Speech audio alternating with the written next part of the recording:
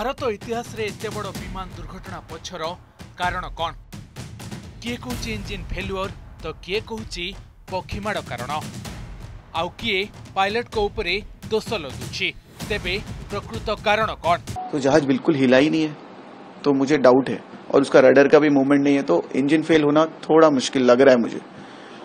तो जो आशंका हो रहे हैं कि एक इंजन फेल हुआ है, दो हुआ है, अगर दोनों हुए हैं तब तो इसमें बोइंग का कोई ना कोई डिजाइन में फॉल्ट है, जो इतने सालों से पता नहीं चल रहा था या फिर इतने सालों से हमें समझ नहीं पाया। चली एयर क्रैश रो कारण खोजा ना नामुनी ना मत देउछंती। पक्षीमाड़ कारण को अनेक गुरुत्व देउछंती। विमान रे पक्षीमाड़ हेबा जोगु एयर इंडिया को टेक ऑफ बेले आवश्यक बेग मिली नथिला, तेणु यह उड़ान भरिबार मात्र 5 मिनिट परे क्रैश हो जाइथिला। पूर्वतन पायलट को मतरे प्राथमिक स्थिति लगुची विमान रे एकाधिक पक्षी संभवतः माड़ होइछंती।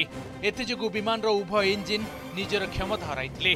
विमान रो टेक ऑफ पूरा ठीक थिला, हेले संभाव्य पक्षी माड़ जोगु विमानटी टेक ऑफ बेले आवश्यक बेग हासिल करि पारि नथिला। बेग कम थिबारु टेक ऑफ गियर पड़ी नथिला। एहा परे विमान तळकु खसिबा आरंभ करथिला।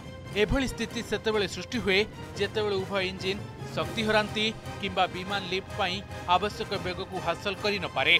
अवश्य तदंत परे यह स्पष्ट हबो। तांको कहिबा कथा जे विमान रो लैंडिंग गियर उड़ान भरिबा परे मध्य तळमुहा हो जाइतिला।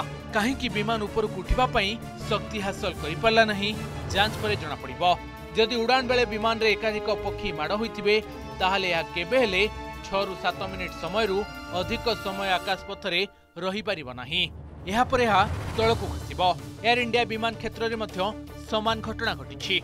समस्त को मन रखा हेबो जे क्रैश होइथिबा विमानटी मात्र 11 वर्ष हैला सेवा जोगाउथिला, तेणु एथिरे वैषयिक त्रुटि देखा जिबार आशंका कम। जेहेतु एयरपोर्ट निकट रे आवश्यक अंचल रहिछि, तेणु सेठारे पक्षी रहिबार आशंका अधिक। पक्षीक जोगु विमान क्रैश होइथिबा आशंका को एड़ाई दिया जाय न पारे। Basically, during takeoff and landing, these two segment is very vital. After takeoff, initially during takeoff roll on the runway, there's a speed called V1. This is called decision speed. Before V1, we have to take a decision whether we take off or land or reject. Sorry, take off or reject. If it is reject, so we use reversal thrust and stop on the runway. In case we cross the V1, we have to take off. The pilot have done the same thing. So during takeoff, after takeoff, 50-60 feet, no flap, that landing gear reduction. So something was going on but in this 30 second, captain gave a mayday call. So something is going on in cockpit, and during that period, he has the guts to give a mayday call also. So he was struggling. And definitely with the landing gear down, huge drag created during that time. So it difficult to climb up. So after retraction of landing gear, it's easy to climb very smoothly.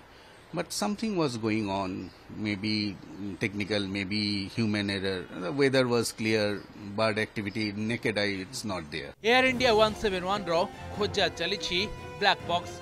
दुर्घटना परवर्ती rescue operation चलीछि। भग्नावशेष भितरु black box को खोजुछि aircraft accident investigation bureau. ए विमान रे दुईटी black box थिला। एथिरे record होईछि सबु तथ्य। पायलट क्रू मेंबर कोन कथा होइथिले, पायलट कोन कहिबाकू चाहुथिले, इंजन रो बाहरी थिबा शब्द, पवन रो बेग भी एथिरे रेकॉर्ड होइथिबो। ए सबु ब्लैक बॉक्स खोलिले जणा पड़िबो। साधारणतः ब्लैक बॉक्स रे कॉकपिट वॉइस रिकॉर्डर, सीवीआर और फ्लाइट डाटा रेकॉर्ड एफडीआर थाए।